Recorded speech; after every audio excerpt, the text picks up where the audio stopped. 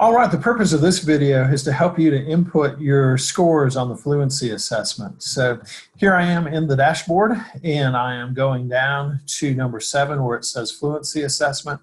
I'm going to click on that and that's going to bring me inside there. This is the space where we watch the module, but we've already given our assessment to the students and we found where the highest level was where they were accurate.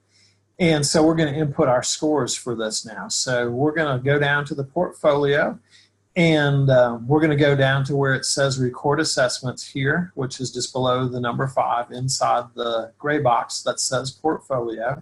So all I'm going to do is going to click on that. This is going to be a similar process to what we did for alphabetics. So what I always want to do is I want to stay far away from import sample assessments. No, I want to instead always do add new student. So I'm going to click on that. This white rectangular box comes up and it also says add new students, and I'm going to do that. So it's thinking and going. So I'm just going to input my data here. For the student, I'm going to say I'm a student. Put my student's name here. You can put the TABE, excuse me, or the CASA's grade level equivalent if you want. I'm just going to say that mine was 4 there. And so what I want to do here is input the scores first. So I'm going to come down here to this gray box that says fluency. So I'm clicking on fluency and this box will come up and it's going to ask me at what level did I begin testing. So I'm just going to say for this particular student I started at level 4. Of course you're using your actual results. Below where it says 4, it says enter scores for accuracy, and once again it's got a menu that's going to open up as I do it. So I'll click on that. That will open up.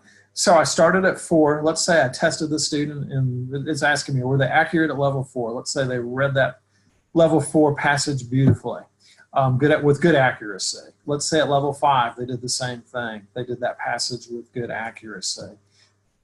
Excuse me, but then at level 6, their accuracy broke down and they were no longer accurate. So I'm going to say no for that. And I'm just going to stop there because we never want to continue beyond on these fluency where a student's accurate, because it's just torture for everyone involved. And you're using that, essentially 5% of the total number of words. I sent you that email that had that number.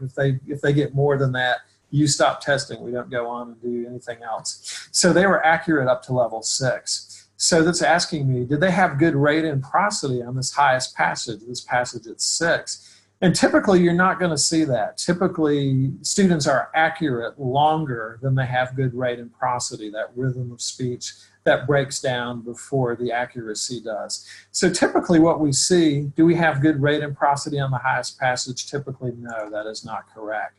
So it's asking me then, what's my instructional level for accuracy?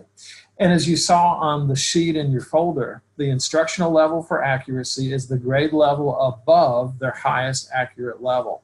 So what was that level again? The grade level above their highest accurate level. They were accurate at 5, but they weren't accurate at 6. So the grade level above their highest level accurate is going to be a 6. So I'm going to go back. Their instructional level for accuracy is going to be at a 6. And then it says the instructional level for rate and prosody. And the instructional level for rate and prosody is the highest level where the student reads accurately, but in a choppy way. The student knows all the words, but they need help with the flow. And typically your rate and prosody instructional level is usually the same as your accuracy mastery level, which is the highest level where the student was accurate. So the highest level in this one where my student was accurate was at a 5. So I'm going to come down here and I'm going to put in a 5 for that. And that's typically what we see. We typically see your accuracy level higher than your rate and prosody. And so usually you're going to see a score like this. So, excuse me, I've got a coughing jag here. So I've inputted all the scores, but again, if I just go on my merry way here, it won't take it. You always have to click on submit. So I'm going to click on my blue box here in the lower left-hand corner, click on submit. And now it will take that. It'll might think a minute, but now we've got IMA. We've got all the information for IMA. But remember, we're not done. We also have to put in the reflection questions, which should just take a few minutes. So I'm going to go ahead and type in those, and then I'm going to submit that for feedback, waiting for my wonderful instructor to come back and give me some feedback on that. So that is how we would go ahead and input our scores for fluency. As always, if I can help, if you have questions, shoot me an email, dial my number, and I will be happy to help you.